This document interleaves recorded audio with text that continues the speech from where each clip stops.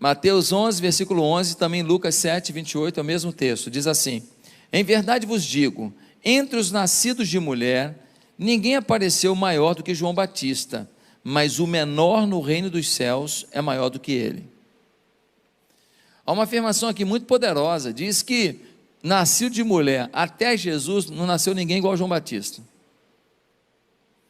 Já imaginou o que a Bíblia afirmar, que de todos os homens da terra, não tem ninguém maior que você? Aí fica uma pergunta: por que João Batista mereceu da própria Bíblia uma afirmação tão contundente, tão poderosa? Por quê? Bem, primeiro vamos entender melhor quem é o João Batista. Câmeras em mim, que eu vou te dar muitos dados legais agora. O João Batista, se você ler lá em Lucas capítulo 1, versículo 5, você vai ver que o João Batista ele era filho de um homem chamado Zacarias. O Zacarias era o sumo sacerdote, ou seja, a maior autoridade da religião judaica. E o Zacarias era casado com uma mulher chamada Isabel. A Isabel, diz o texto, que era da linhagem de Arão. O que significa isso? Só podia ser sacerdote, sumo sacerdote, quem fosse da linhagem de Arão, desde lá do tempo lá de Moisés.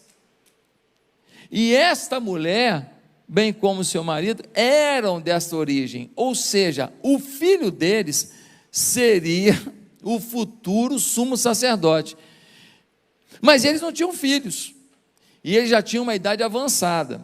Aí o anjo aparece para o Zacarias e fala: Zacarias, vocês vão ter um filho, e ele vai preparar o caminho para a chegada do Messias, Jesus Cristo.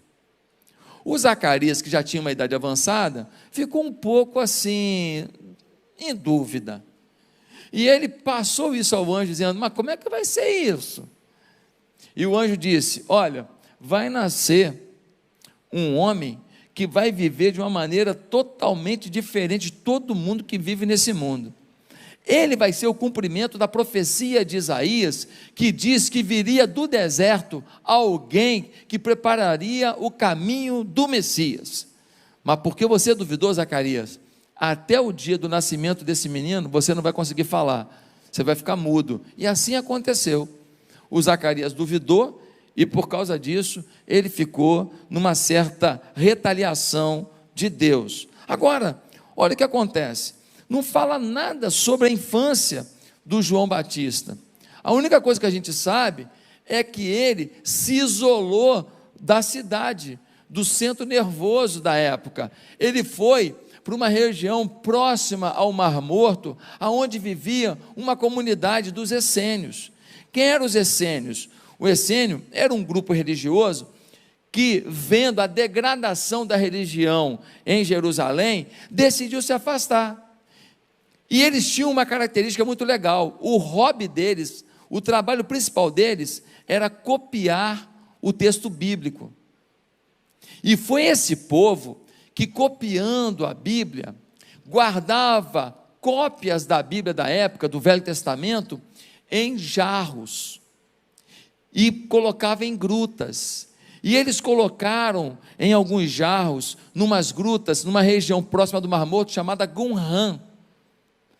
A Bíblia inteira, praticamente, copiada em jarros. Um dia, em 1947, gente, século 20, 2000 anos depois, um cuidador de animais, um pastor de ovelhas, viu uma grutinha de entrada estreita, tal, e ele falou: pode ter alguma fera aí dentro. Ele jogou uma pedra lá para dentro, para ver se tinha algum bicho, e quando ele jogou a pedra, fez um barulho assim, ó, pac.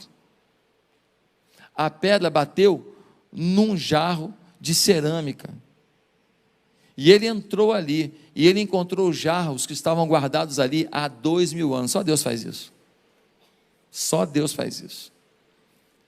Se dizia que a Bíblia que a gente tem na nossa mão não é verdadeira, que os textos foram adulterados, pois aqueles textos bíblicos que estavam ali, eram exatamente os textos bíblicos que você tem na sua mão, e tinha 2000 anos, Deus preservou para provar: a minha palavra ninguém tirará da mão do meu povo. Não é incrível isso? é sobrenatural. No século 20, gente, o profeta Isaías, por exemplo, é de ponta a ponta, tem lá todo o relato de Isaías, incrível como que isso foi mantido. Agora, o que o João Batista pregava? Ele pregava arrependimento. Ele falava, olha, o homem ele tem uma tendência a olhar para o seu umbigo. O homem tem uma tendência a olhar para si. O homem, ele se afasta do propósito de Deus facilmente, precisa haver arrependimento. O homem está dentro da igreja e fora da presença. O homem frequenta culto e não frequenta o altar. O homem frequenta projetos e não frequenta o projeto do céu.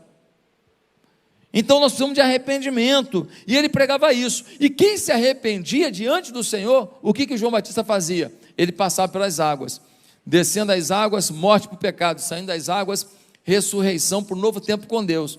E foi aí que o próprio Jesus foi até João Batista um dia e falou, o que você está fazendo é o que eu concordo, eu vou chancelar o que você faz, eu mesmo serei batizado. E ele foi batizado por João Batista, mesmo não tendo pecados, para dar um testemunho. Agora, olha o que diz o texto de Mateus 3:1, naqueles dias apareceu João Batista pregando no deserto da Judéia. Pregando aonde? No palácio? Não. Pregando no templo? Não. Pregando em grandes festividades? Não. Pregando onde? No deserto. Incrível. Esse camarada pregava no deserto, e a multidão saía da cidade para ouvi-lo no deserto. Quando a palavra de Deus é verdadeira, forte, é incisiva, a unção dessa palavra aproxima as pessoas da palavra, ainda que você esteja num lugar totalmente inóspito, num lugar totalmente improvável. Agora, a tarefa do João Batista não foi fácil não. Quando nós lemos em Lucas capítulo 3, versículo 1, Lucas 3, versículo 1,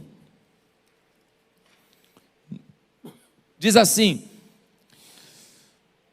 no 15º ano do reinado de Tibério César, quando Pôncio Pilatos era governador da Judéia, Herodes tetrarca da Galileia, seu irmão Filipe tetrarca da Itureia e Traconites, e Lisânias tetrarca de Abilene, Anás e Caifás exerciam o sumo sacerdócio. Foi nesse ano que veio a palavra do Senhor a João, filho de Zacarias, no deserto. Olha isso. Esse texto diz quem eram os reis de cada localidade. Tinha um rei na Judéia, onde fica Jerusalém, que era Herodes, o grande. Tinha um outro rei de uma comarca próxima, que era o irmão dele, Filipe, que era casado com uma mulher chamada Herodias. O Herodes tomou a mulher do irmão dele. Daqui a pouco nós vamos concluir essa história. Olha que situação. Ele vive num ambiente de governantes inescrupulosos.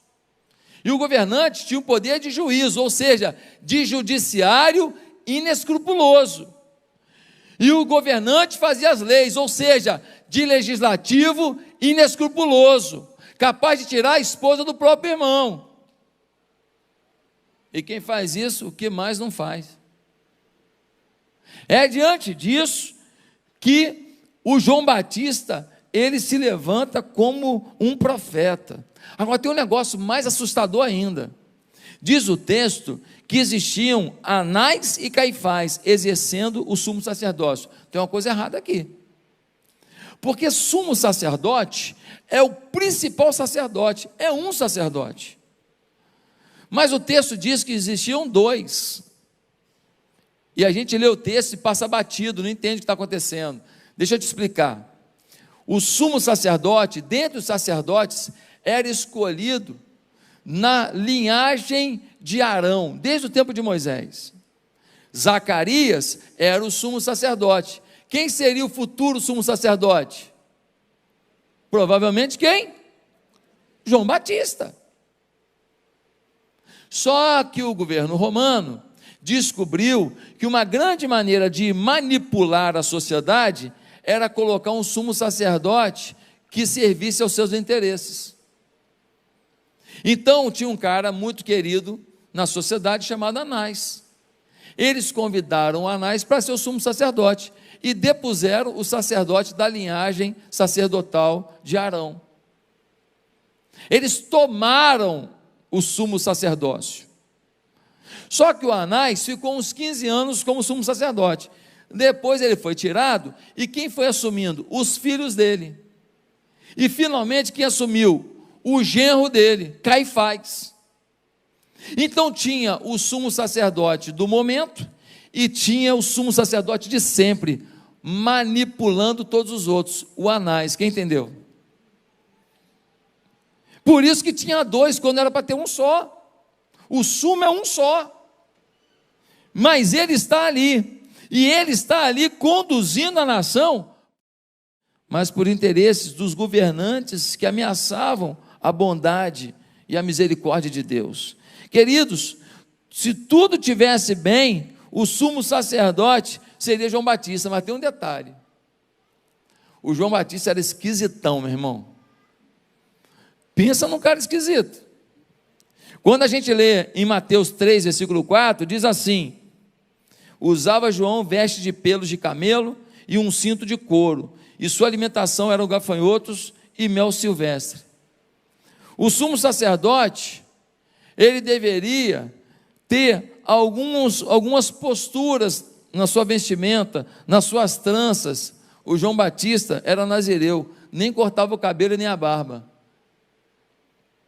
O sumo sacerdote deveria vestir roupas sacerdotais, bem feitas, bonitas, de linho.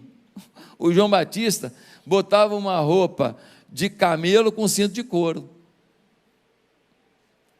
O sumo sacerdote devia comer a comida consagrada no templo. O João Batista comia gafanhoto e mel silvestre. O sumo sacerdote deveria estar conduzindo as coisas dentro do templo. João Batista foi para o deserto, porque as coisas estavam comprometidas no templo. Deus pegou o seu sacerdote e colocou no deserto, cumprindo a profecia de Isaías, dizendo que viria alguém que seria a voz que clama no deserto. Aleluia! É incrível o que Deus está fazendo aqui. Mas fica uma lição para a gente. Às vezes Deus envia para a gente esquisita, e a gente não quer ouvir. Mas às vezes é gente esquisita que tem a verdade de Deus. Se o João Batista chegasse ali agora com essa roupa aqui, provavelmente lá na recepção a gente vai falar assim: o senhor espera um pouquinho que nós vamos levar para ação social.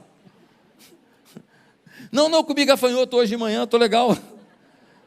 Nossa, comeu gafanhoto, coitado, está passando fome. Nós vamos dar uma cesta básica para o senhor. E olha, tem um barbeiro aqui na igreja, nós vamos cortar o seu cabelo, fica tranquilo. E nós vamos arrumar umas roupas, porque tem umas roupas que o pessoal doa roupa, tem roupa boa aqui na igreja, nós vamos botar a roupa no senhor. Provavelmente a gente ia fazer isso, porque é difícil imaginar que uma figura tão exótica é a figura que Deus separou para anunciar a sua verdade.